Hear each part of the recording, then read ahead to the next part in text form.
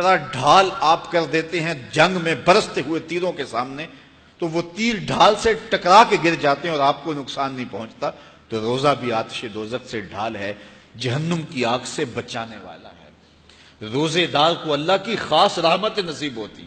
ایک حدیث میں آتا ہے کہ روزے دار کو دو خوشیاں نصیب ہوتی ہیں۔ ایک خوشی اسے تب ملتی ہے جب وہ روزہ کھولتا ہے، جب سارے دن کی بھوک اور پیاس کاٹنے کے بعد شام کے لمحے ہوتے ہیں اور پھر روزہ منزل تک پہنچتا ہے، تو کس مسرت اور خوشی اور سرشاری کے عالم میں روزہ دار ہوتا ہے کہ شکر ہے کہ اتنی لمبی اور اتنی سخت گرمی کے ماحول کی شدت کے باوجود اللہ تعالیٰ نے مجھے روح منزل کیا۔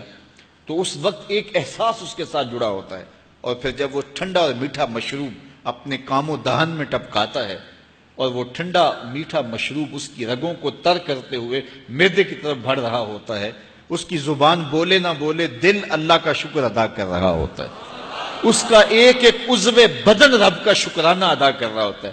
وہ ٹھنڈا اور میٹھا مشروب رگوں کو تر کرتا ہوا آگے بڑھتا چلا جاتا ہے، لیکن شکرانے کا وہ پیکر بن جاتا ہے۔ وہ ایک مسرت، ایک خوشی کا عالم ہوتا ہے کہ روزہ بھی نب گیا، سارے دن کی تکلیف بھی کٹ گئی، اور اللہ نے مجھے افطار کے لمحوں تک پہنچایا۔ فرمایا روزے دار کو ایک خوشی تب ملتی ہے جب وہ روزہ کھولتا ہے، وَفَرْحَةٌ عِنْدَ لِقَاءِ رَبِّهِ، اور دوسری خوشی روزہ دار کو تب ملے گی جب روزے کے صلے میں اللہ اپنا دیدار عطا فرمائے۔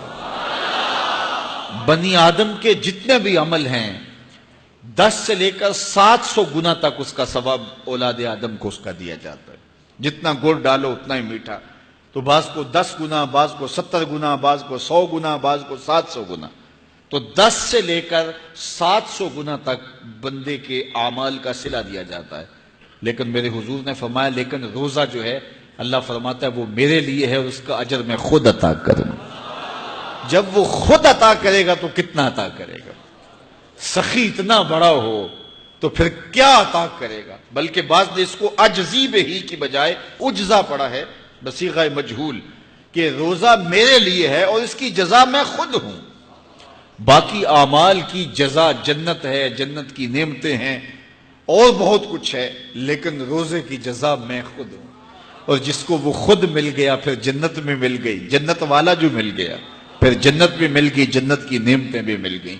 تو روزہ اللہ کی خوشنودی کا ذریعہ ہے، اس کی رضا کا ذریعہ ہے۔ تو خوش نصیب لوگ روزے کی برکتیں حاصل کرتے ہیں۔ اور ایک روایت میں آتا ہے جب رمضان المبارک کا آغاز ہوتا ہے اللہ اہل ایمان کو، اپنے بندوں کو محبت کی نظر سے دیکھتا ہے، اور اللہ جس کو محبت کی نظر سے دیکھ لے پھر اسے کبھی عذاب نہیں دے گا۔ اللہ اکبر۔ تو یہ روزہ دار کے لیے اللہ کی کرم نوازیاں ہیں، اللہ کی رحمتوں کے اجالے ہیں جو اس کے اوپر برستے ہیں۔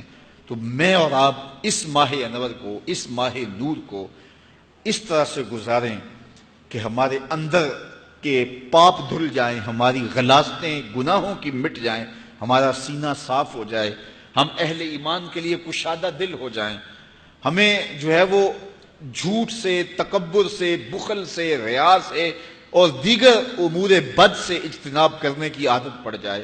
روزہ جو سکھانا چاہتا ہے ہم وہ اس سے سیکھ لیں، اور روزے کی برکات ضبط نفس کی صورت میں ہمیں نصیب ہو جائیں، تو ہم روزے کے بعد بھی، ماہ صیام کے گزرنے کے بعد بھی ایک نئی زندگی لے کر، ایک تازگی لے کر، ایک نور و روشنی لے کر کے جو ہے وہ معاشرے کے، اسلامی معاشرت کے ایک اہم فرد کی صورت کے اندر جو ہے وہ سامنے آئیں۔